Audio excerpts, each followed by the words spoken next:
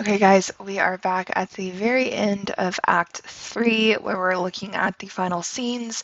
We know that ultimately everything has gone to, you know, not good, basically. So, in the very beginning of Scene 3, we have the infamous fight between Tybalt and Mercutio, to which Tybalt killed Mercutio. In a fit of revenge, we had Romeo killed Tybalt, and the prince has now banished Romeo. Juliet, when she finds this news, she at first is overwhelmed with grief at the fact that her cousin has been killed. However, then she's like, wait, no, I'm just more upset at the fact that my husband can't live in the city anymore. And in the third scene, we have a Romeo learning the fact that he's banished. He learns also that Juliet's crying over the fact that he is now, a murderer, but also crying at the fact that he has to move like 30 minutes down the road, and he tries to kill himself. He tries to stab himself, and it doesn't go very well for Romeo. Right? Friar takes the weapon out of his hands and basically chastises him, like, you can't do this. Like, you are so lucky. You have your life. Tybalt was going to end it. Like, you have a wife who loves you. Like, you can't keep acting this way. Like, you're too foolish, right? And so the plan at this point is for Romeo to go spend a night with Juliet, comfort her, have like one night together as husband and wife, and then go into Mantua, to which then the friar will go to the prince and kind of let the dust settle a little bit and see if he can kind of convince him, like, hey, Romeo's not a bad guy, just let him move back in. And so we will see if that actually happens. So scene 4 opens up at the Capulet's house. Now here we basically get to see their mourning, um, the loss of Tybalt, but also Paris is coming to pay his condolences. Now, Paris gets a lot of crap in this play, and it's kind of sad. He just doesn't have game. And he is coming genuinely just to say, like, hey, I'm not trying to ask for Juliet's hand in marriage. I'm just coming to say I'm so sorry. Like, I just want Juliet to know that I'm here if she needs me. And Capulet's like, that is precious. She's crying so much. Why don't you just marry her? And then I bet she'll be so happy. Another form of what? Dramatic irony. Let's go ahead, jump into it. So Capulet says, which Juliet said, things have fallen out, sir, so unluckily that we have had no time to move our daughter. Look you, she loved her kinsman Tybalt dearly, and so did I. Well, we were born to die. 'Tis very late. She'll not come down tonight, I promise you, but for your company, I would have been abed an hour ago. These times of woe afford no times to woo. Madam, good night. Commend me to thy daughter. I will, and know her mind early tomorrow. Tonight she's mewed up in her heaviness. So they're talking about how the fact that Juliet has just been crying and crying all day. Now, again, what they don't know is the fact that Juliet has been crying, but it's not over Tybalt, right? She dropped that bag a long time ago. She was like, I don't really care about Tybalt. I'd rather Tybalt die 10,000 times than learn that my husband has been banished. So that's actually what she's crying about. Sir Paris, I will make a desperate tender of my child's love. I think she will be ruled in all my respects by me. Nay, more, I doubt it not. Wife, go you to her ere you go to bed. Acquaint her here of my son's Paris love, and bid her mark you me on Wednesday next. But soft, what day is it? It's Monday, my lord. Monday. Wednesday is too soon. Thursday let it be. A Thursday tell her she shall be married to this noble earl. Will you be ready? Do you like this haste? We'll keep no great ado, a friend or two, for hark, Tybalt being slain so late, it may be thought we held him carelessly, being our kinsman, if we revel much. Therefore, we'll have some half-dozen friends, and there be an end. What say you to Thursday? So Capulet says, actually, let's just go ahead and get married, Paris. You're so sweet. You're so nice. It's Monday. Let's get married Thursday. That's a good day to get married. And he is like, we'll just invite a couple people to the wedding. It'll be small. We don't want people to think that we're still not mourning Tybalt's death. Paris is like, okay, cool. So Paris says, "My lord, I would that Thursday were tomorrow." "Well, get you gone. A Thursday be it then. Go you to Juliet ere you go to bed. Prepare her, wife, against this wedding day. Farewell, my lord. Light my chamber hoe. Afore me, it is so very late, that we may call it early by and by good night." So, again, dramatic irony. Why? Because we know Juliet's already married. She can't get married again, nor does she want to get married again. She loves Romeo. So then here we have the last time Romeo and Juliet will ever be together alive, which is crazy because I mean we still have two other acts to go. So the fact that this is their last conversation is a big deal.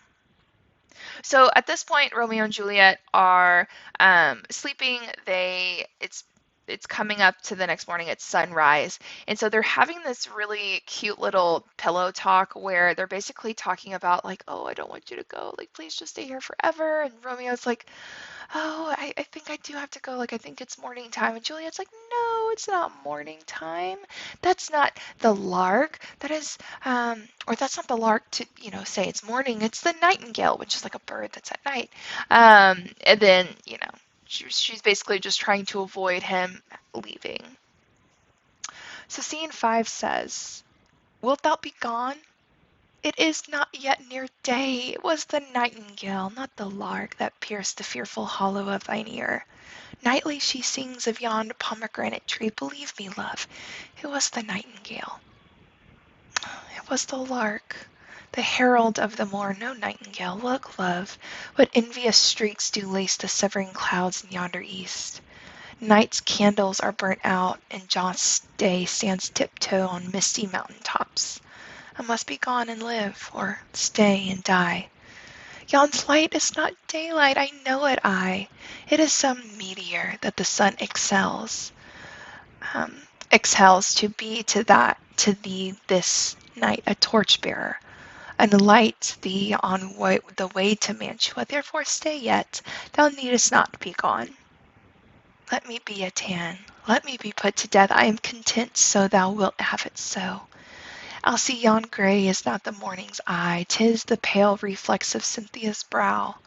Nor it is the lark whose notes do beat the vaulty heaven so high above our heads.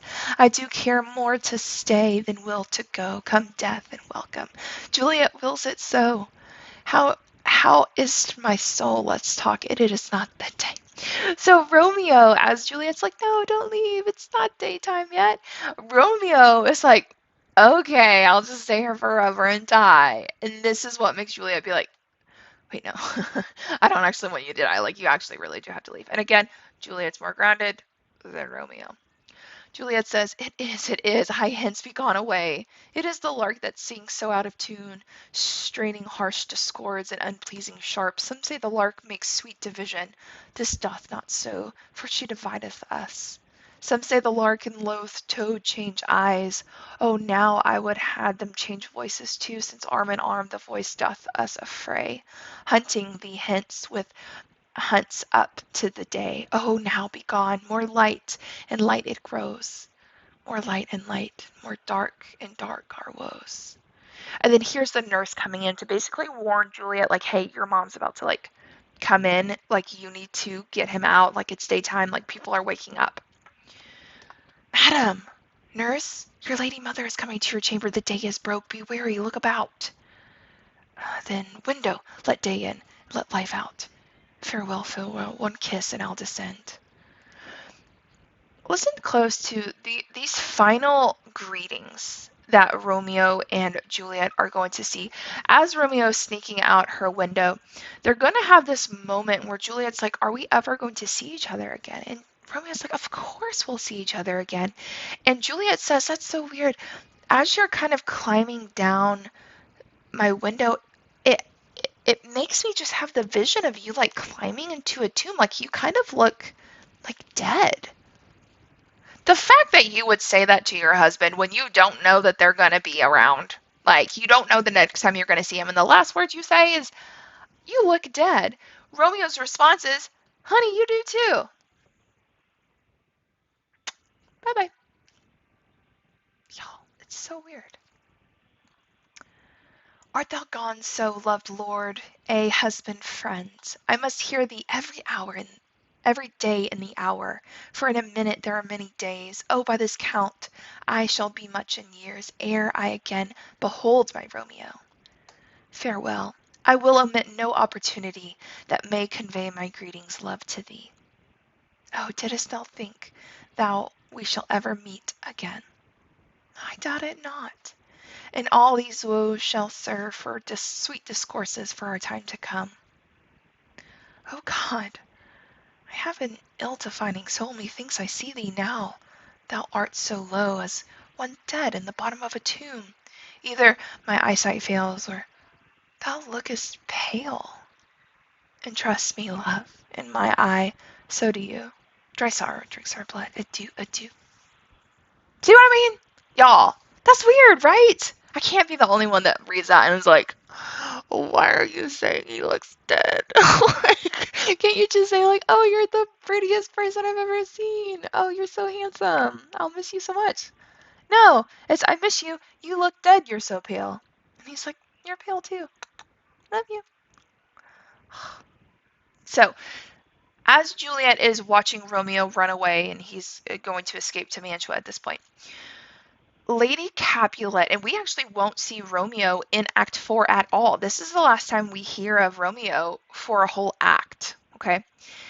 And in the very end of this scene, this is where Juliet's going to learn the fact that her hand of marriage has now been promised to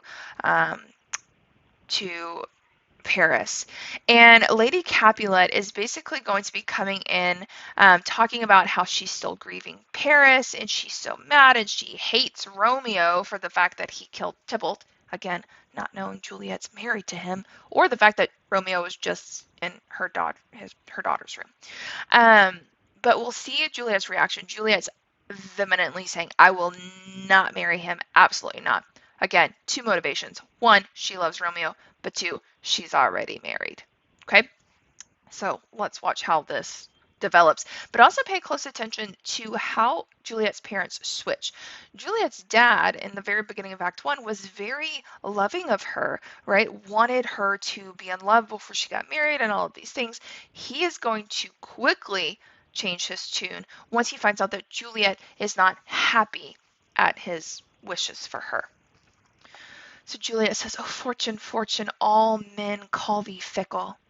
And thou art fickle, what dost thou with him that is renewed for faith? Be fickle, fortune, for then I hope thou wilt not keep him long, but send him back. Ho, daughter, are you up? Who is it that calls? Is it my lady mother? Is she not down so late, or up so early? What unaccustomed causes procures her hither? Why now, Juliet? Madam, I'm not well. Evermore weeping for your cousin's death? What wilt thou wash him from his grave with tears? And if thou couldst not make him live. Therefore have done. Some grief shows much love, but much of grief shows still some want of wit. Yet let me weep for such a feeling of loss. So shall you feel the loss and not the friend which you weep for. Feeling so the loss I cannot choose, but ever weep the friend. So Lady Capulet's like, you should stop crying now. Like, I get you're upset and you're grieving, but like, I mean, you gotta kind of move over. And Juliet's like, no. And again, Juliet's crying for a different reason than what her mom thinks.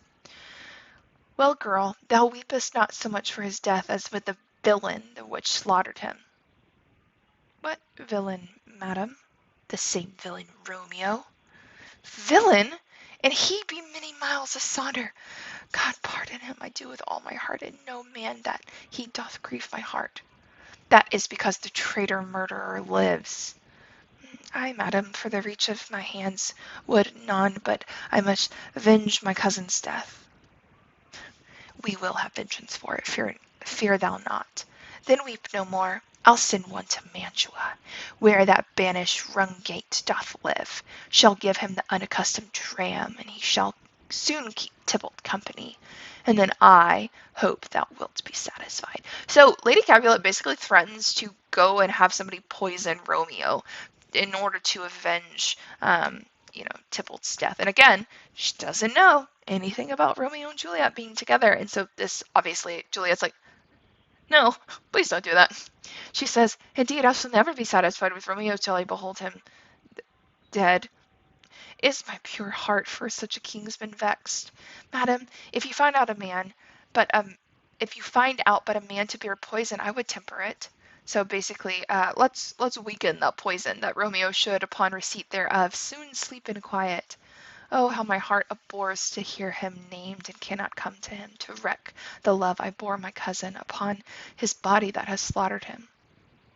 Find thou the means, and I'll find such a man. But now, I'll tell thee joyful tidings, girl. And joy comes well in such a needy time. Where are they, I beseech your ladyship? Well, well, thou hast a careful father, child, one who, to put thee from thy heaviness, hath sorted out a sudden day of joy, that thou expect'st not, nor I looked not for. Madam, in happy time, what day is it? Marry, my child, early next Thursday morn, the gallant young and noble gentleman, the County Paris, at St. Peter's Church, shall happily make thee a joyful bride. Now by St. Peter's Church, and Peter too! He shall not make me a joyful bride. I wonder at this haste, that I must be wed ere he should make me a husband comes to woe. I pray you thee, my lord and father, madam, I will not marry yet. When I do, I swear it shall be Romeo who I know the hate rather than Paris. These are news indeed. Here comes your father. Tell us me yourself, and see how he will take it at your hands. So Juliet's like, I would rather marry your enemy, Paris, or Romeo, than marry Paris. I have no interest in marrying Paris at all. And Juliet's mom's like, you got to take it up with your daddy, because, I mean, it's your daddy. So here he comes. He says, when the sun sets, the earth doth drizzle dew, and when the sunset of my brother's son, it rains downright. How now, a conduit girl? What, still in tears? Evermore showering in that little body that counterfeits a bark, a sea, a wind. For still thy eyes, which I may call the sea, do ebb and flow with tears. The bark thy body is sailing in the salt flood. The winds thy sighs, who, raging with thy tears, and thy with them, without a sudden calm, will overset the tempest-tossed body. How now, wife, have you delivered to our decree? Ay, sir, but she will none. She gives you thanks. I would the fool were married to her grave. Soft! Take me with you. Take me with you, wife. How? Will she none? Doth she not give us thanks? Is she not proud? Doth she not count her blessed, unworthy as she, that we have wrought so worthy a gentleman to be her bride? And so Juliet's dad's really angry at her. Like, wait. She's not stoked at the fact that I picked her such a amazing man to marry. And so we're going to see his anger kind of flail out here. Not proud you have, but thankful that you have. Proud can I be of what I hate, but thankful even for hate is what meant love. How, chop logic, what is this proud, and I thank you, and I thank you not, and yet not proud? Mistress minion you, thank me no thankings, nor proud me no prouds, but fettle your fine joints against Thursday next to go with Paris in St. Peter's Church, or I will drag thee on a hurdle thither. Out, you green sickness carrion, out, you baggage, you tallow face. Fie, what, are you mad? Good father, I beseech you on my knees, hear me with patience, but speak a word. Hang there, you baggage. Look at how he's talking to Juliet.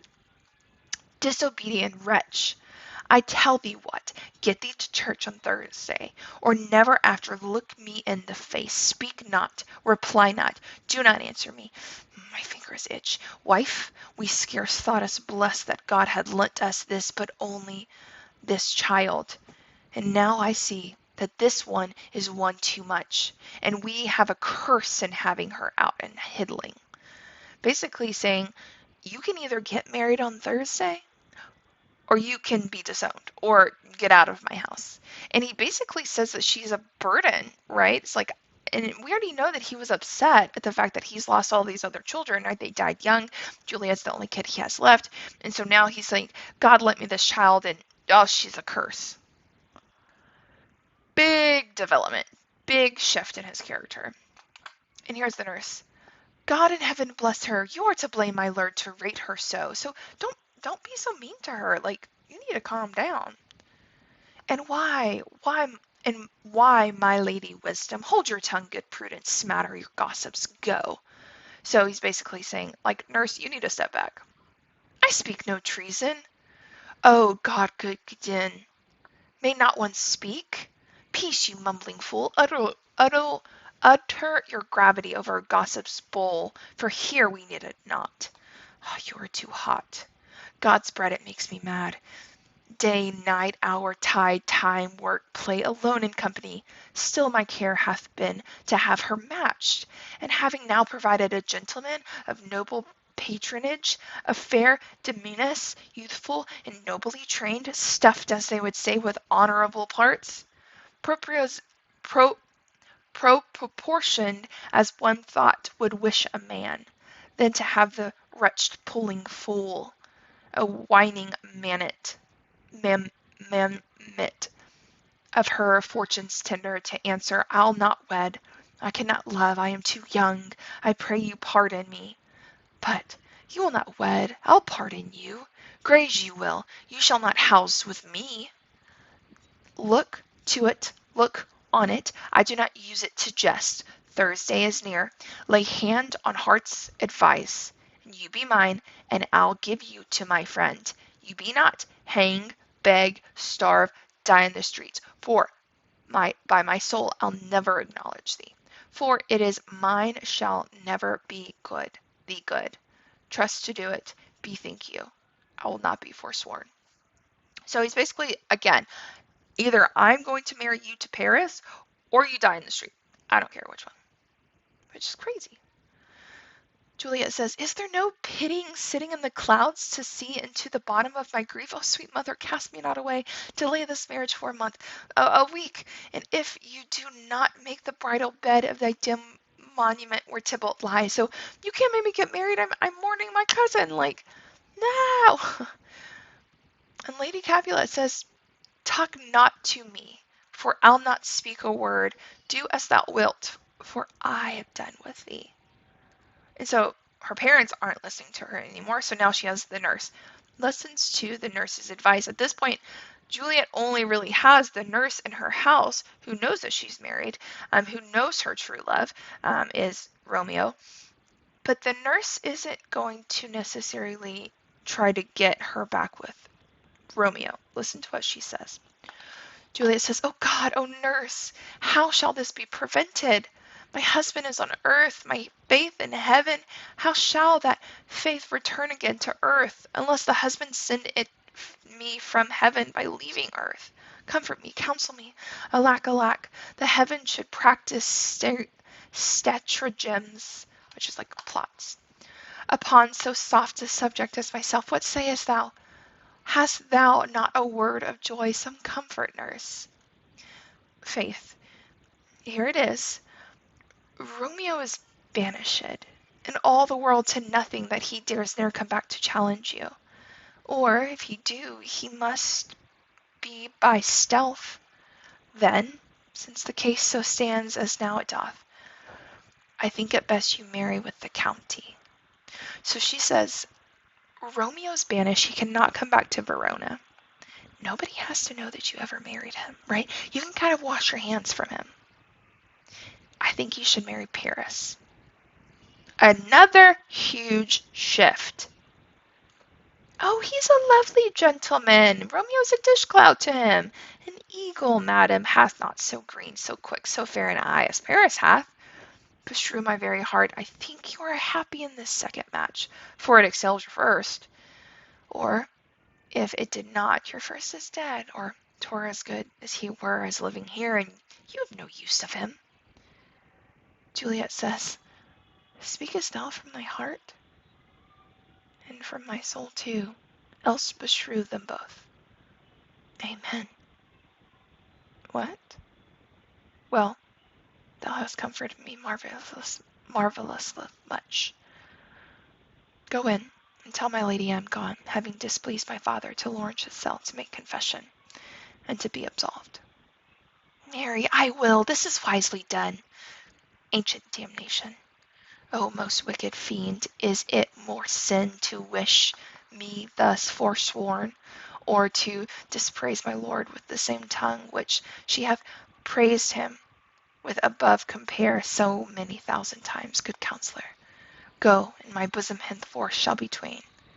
I'll to the friar to know his remedy, or all else fail, myself have the power to die. So this is where we see the fracture happen between Juliet and the nurse. When Juliet goes to the nurse for comfort, she says, forget Romeo, he's gone forever, might as well be dead, marry Paris. She's like, are you serious? And she's like, yes, like, Paris is better than Romeo. And again, another big shift. We can assume this is probably because Romeo is a murderer, technically. And Paris isn't, so he does have that, little notch up. Um, and so when the nurse says that, Juliet's like, well, I can't trust you anymore, right? And so she says, all right, I'm going to go to the church to make confession before I get married. Now, another form of dramatic irony, we know she's going to the church. Why? To ask for Friar Lawrence's help. Friar Lawrence is literally the last person in Verona who has a shot at potentially helping her escape this marriage. And again, Friar wouldn't want Juliet to be married because he married her already against everyone's knowledge. So there's a lot of motivation for Friar to help Juliet in this case as well. All right, so that is the end of Act 3. We shall kind of go from there.